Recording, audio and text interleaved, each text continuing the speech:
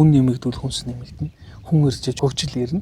Тэгээд тэрний жижигэр бид нар ингээд сумар нутг маань жилээс жил сайхан өргөжөж тэлжээд. За одоогоор бол бид нар ингээд 200 гаруй өрх айл тариал эрхэлж байна. 20 гаруй аж ахуйн нэгжүүд тариалт эрхэлж байна. 23 мянган газар тариалангийн талбайтай. За тэрнийхээ нэг жилдээ бид нар нэг 13 4 мянган гадна тариалт эрхэлж байна. Шарманжингийн тариалтын зах зээл дээр бид нар нэг 80-90% нь бол арх ус зам дангаа тариалтыг эзэлж байна. Улсын хэмжээнд бол ногоон тэнцвэлийн тариалтаараа бол ер нь 1-2 дээр явж гинөө гэж ингэж харж байгаа.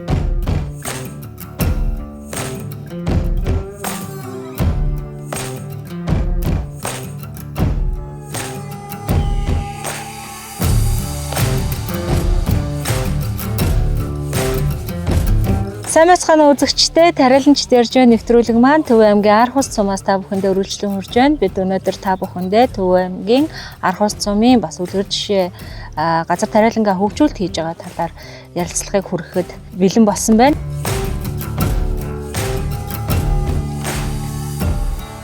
Төв аймгийн Арх ус цумын засаг дарга инх төмөр оролцож байна. Тэгээд танд энэ өдрийн минь төргий сайхан зуншиж байна уу?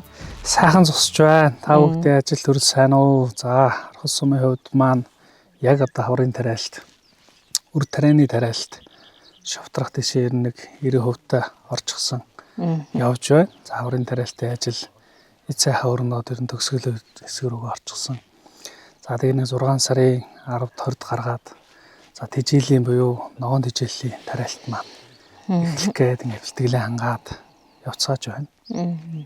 Ер нь Арх ус цумын хувьд хөдөө аж ахуйн чиглэлээр бас нэлээд ололттой хөгжлүүд бий болж байна удаа гэж харагдаж байна л да. Энэ талаас нь та бас бусад сумууд те бидний дэлгэцээр дамжаад үлгэр жишээ авчаар ядж л одоо энэ дундын оршоо гэж олигтой явж өгөхгүй байгаа газрууд бас зөндөө байгаа. Тэгээд хөдөө аж ахуйн мэдээллийн хүргэнгээ бас энэ талаар манай үзэгчтэй хуваалцвал. За манай сумын хувьд бол 1959 онд байгуулагдсан. За Монгол улс шинжлэх ухааны үндэслэлтэйгээр газар тариаланг одоо тушуулсан тэр цаг хугацаа, гадар газрыг эзэмсэн тэр цаг хугацаатай Арх ус сум маань түүхийнхээ хуцыг нээсэн ийм түүхтэй. Тэгээ ер нь бол сангийн аж ахуй, Арх устай сангийн аж ахуй гэж энэ сангийн аж ахуйг бий болгоод энэ газар тариалангаа түшүүлээд бий болсон сум. За тэгээд үнэхээр манай Арх ус сумын маань одоо тэр одоо тал нутгуурны тал бүрээс цугларсан энэ олон залуучууд энэ гатар газрыг эзэмшиж одоо социализмын үед бол маш амжилттай тариалт эрхэлж ирсэн. Голцоохон манай сум бол тижээл тариалдаг, тижээлийн аж ахуй гэж байсан.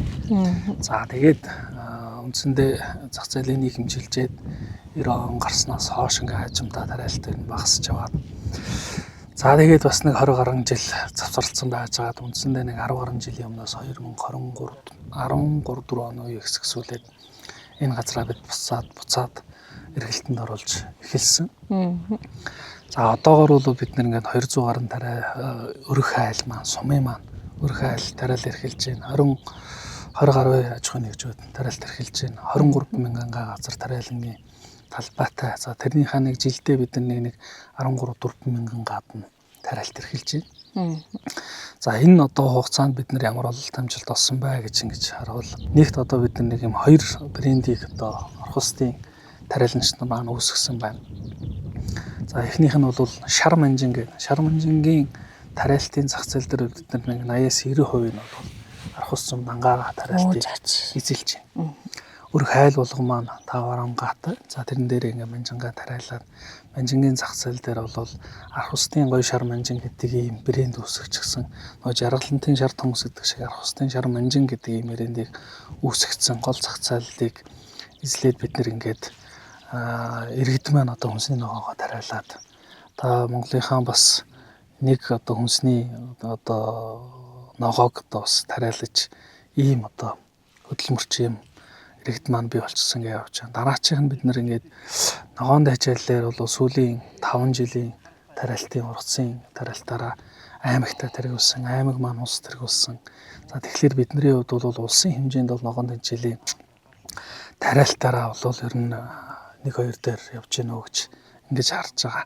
Ингээд бид нэг өрх айлууд айл болгондоо бас тодорхой тариалангийн талбайг эзэмшүүлж ашиглуулж авахлаар энэ бүх олсон орлого маань айл өрх гэрээ маань хаягаар орж байна. Тэгэхээр энд илүү хүмүүс нутаг орондоо тав тухтай энэ өдөөдөө амьдрах юм сонирхлууд бий болж байна. Нутгаасаа явсан хүмүүс маань буцаж ирж нутагтаа ирж сууршиж ажиллаж байна. Тэгэхээр ингээд энд ажлын байр байхгүй гэхээс илүүтэйгээр энд ажил байна. Хөдөлмөрлж чадвал боломж нь байна гэдэг зүйлийг ингээд бид харж болж байгаа завгүй юм сум болж өөрсөн. За дараачийн 3 дахь зүйл маань ер нь яг дээхэн үеэсээ нэг хахтар үртрэ буюу улаан буудаа яг хүнсний гол чухал хэрэгцээд улаан буудаа нэг тариалдаг. Ер нь бас ургац болцсон бас сайн болдгоо гэж ингэж одоо манай хуучуул ярьдаг байсан. Сүүлийн жилүүд бол улаан буудаа бол хамгийн сайн ургаж байна. Тэгэхээр бид нэр одоо үндсэндээ хүн ардынхаа хүнсний хэрэгцээний чухал одоо бүтэц стратегийн бүтээгдэхүүн буюу улаан буудааг бол бас сайн тариалж нар маань. Тэгэхээр бидний хувьд бол улс их орондоо бас нэлээд чухал хүнсний хэрэгцээг хангаж байгаа ийм сум болж байгаа. Тэгээ бид нэр 2025 оны ололт амжилт маань одоо улсын аварга тариалан чам талантай болсон. Тэгээд ийм сайхан ололт амжилттай манай тариаланчдын маань амжилтын цуваа үргэлжилж байна.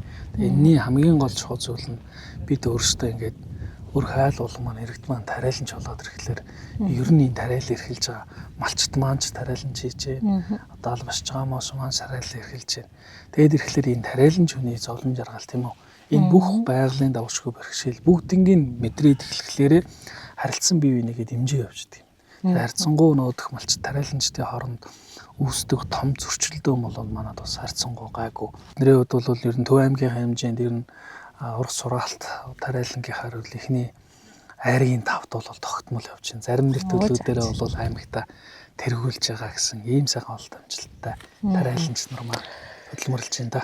Энд нэг энгийн юм шиг яригадад өнгөрч байгаа боловч бас л нөгөө бусад сумдууд учраа олохгүй байгаа бас юмнууд байна л да. Нөгөө газараа яаж олох вэ? Тэ одоо ингээ атар газар нэмж хаглая гэдэг байгаа мөртлөө тэрийг хинт нь өгөх ёстой ингэдгээ шийдэж чадахгүй ч юм. Ингээд эсвэл заавал нөгөө дуудлага худалдаагаар гэдэг ингээл хуулийн дагуу магуу гэл ингээд бас нэг жоохон маргаантай юмнууд яваад идэг.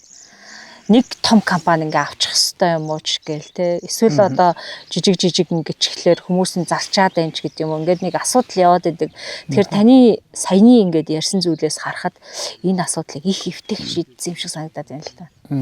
Ер нь бол одоо ер нь мэдээж энэ газар тариалангийн ийм юутай сумдуудын манай хувьд бол хэрв зэ бид нэр ингээд яг ингээд нэг дуудлага худалдаагаар газрын тухай хуулиараа ингээд явах юм бол хин одоо энэ малчин айл тэр сумын төвдөр байгаа нэг айл өрх айл хэдий мөнгөтэй үнэтэй яаж тэр дуудлага худалдаанд өрсөлдөж энэ газрыг авах. Тэгэх юм бол бид нар буцаад энэ газрынхаа үр шимийг энэ нутаг орныг сахиж манж байж байгаа энд ажиллаж амьдарч байгаа хүмүүс өрөөгөө чинь огтоос хүрдэггүй. Тэгээд ирэхлээрээ сумор нутгийн хувьд ч тэр иргэдийн хувьд ч тэр илүү орлого муутаач гэх юм уу. Тэгээ нүүдэх хот суурин газар руугаа бараадах ажил чинь улам л эрчимтэй явагдана. Тэгэхээр бидний хувьд бол тухайн хурлаараа одоос 10 орчим жилийн өмнө хурлаараа хэлэлцэж байгаа мэдээж олон жил ажиллаж байсан газар тариалангийн салбарт олон жил үргэлжлэлтэй ажилласан ахмадуудаа малчтаа ингээл бүгдэнд ингээд давуу ирэхээр бид нар боломжоор нь олгоод явсан. Тэрний үр шимийг өнөөдөр бид нар бүгд хүртэж байгаа. Одоо юу гэдгийг бид нар сая манжин тариалж гин гэж байна. Манай сумын хүүхдүүд аав ээжүүдээрээ хувцас бэлдүүлэхэ болж байна. Хичээл сургуульд ороход оюутан залуучууд маань сургалтын төлбөрөөр энэ газрын үр өгөөж шимээсээ хүртэж байна. Ингээд өрх айл тэр боломж нь ороод ирэхлээр энд одоо хүмүүс өдөөдөө суурин байхыг илүүд үзэж байгаа. Яг бол орлого нь байна, стресс байхгүй байна, ажил нь тодорхой байна. Ингэж бидний энэ өдөөдөө хүмүүсээ суурин болгож авч үлдэх юм чухал зүйл. Тэгээ энэ бодлого шийдвэр маань үндсэндээ ингээд 10 хэдэн жилийн дараа ихэд л одоо бид нэр яг бодитоор үр өгөөж хүртэж байгаа. Тэгээ магадгүй бид нэр ингээд заавалчгүй энэ дуудлага бодлогоор явах хэрэгтэй гэвэл иргэд маань үнэхээр газар тариалан малчин одоо иргэдийн хувьд бол нэлээдгүй том зөрчил одоо ингээл үүсэт явна. Нэг том талбайг маш том олон цөөхөн аж ахуйн нэгжүүд авчдаг. Иргэд хүртэхгүй болохоор мэдээж иргэдийн хувьд сэтгэл ханамж дундуур байна. Тийм ээ. Тэгэхээр бидний хувьд бол энийг арга зэрэг дээрээ хэлцүүлээд сумын хурлаараа бодлого шийдвэр болгоод ингээ явсан. Тэгээд одоо бид бол одоо сумаараа нийтээрэл 80 орчим хувь энэ газрынхаа шимийг хүртээд ингээ явж байна. Манай сум бол уул уурхай янз бүрийн одоо юу гэх юм байгалийн одоо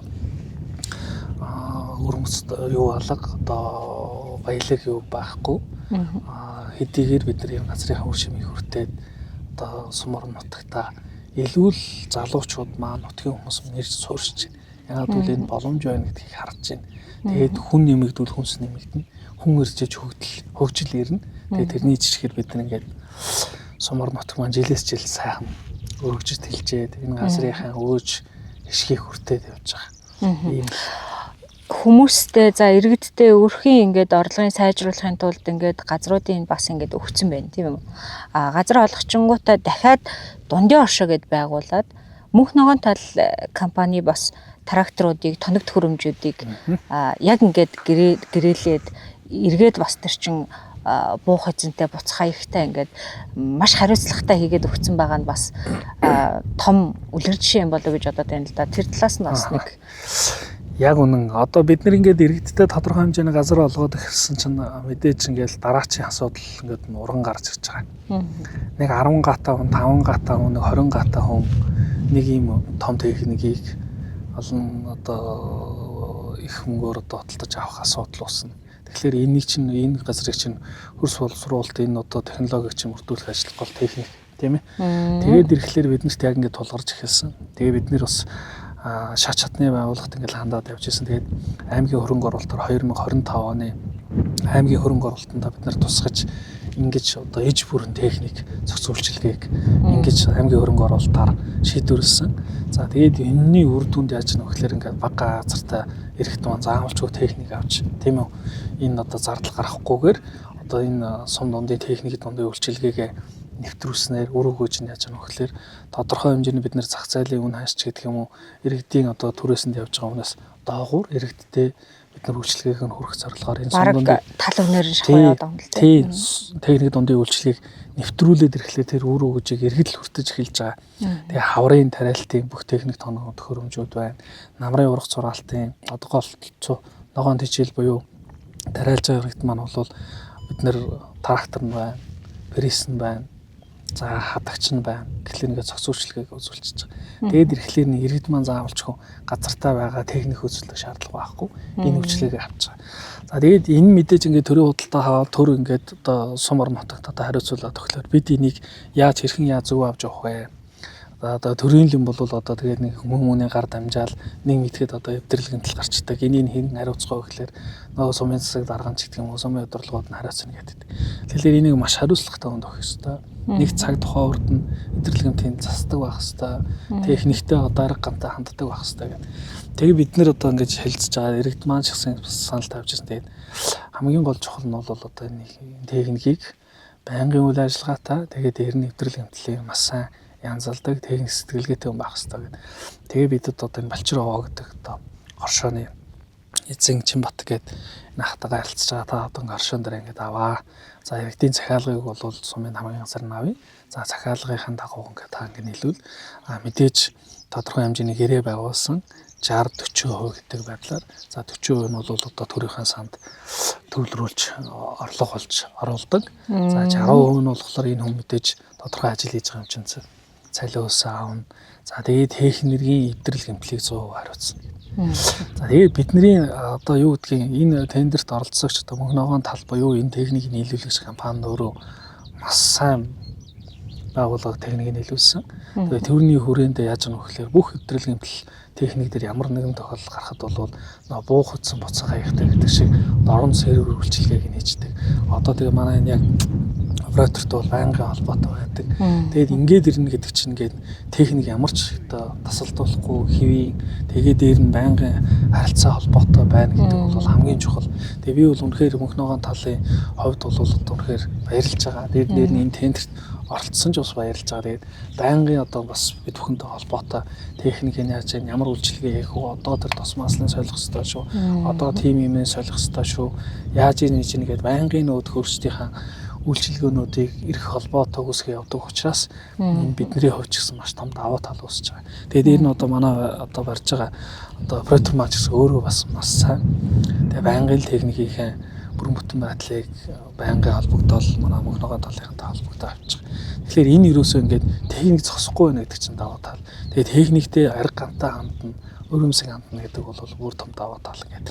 Тэгээд энэ ажил маань үндсэндээ нодлон 100 ирсэн. Бид нар нодлон зундаа бас айхтар ажиллаж чадаагүй. За намар ус луурах зургаалтан дээр жоох ажилласан. Одоо бол яг хавар одоо энэ жил бид нар яг үнэхээр энэ техникийн өвөр шимийг хүртээд иргэд маань ингээл цогцолтгүй л ингээл таваар унгаатай иргэд маань захиалгаа өгөөл хөрс боловсруулалтаа хийгээл явчихна. Тэгээд хамгийн гол нь бид нар одоо мөнх ногоон талыг бол одоо үнэхээр сайн байгууллага маань эрх холбоотой техникийн маань ямар нэгэн байдлаар саа татваргүй явуулахад маш их сайн холбоотой ингэж ажиллаж яйл гэж ингэж харж байгаа.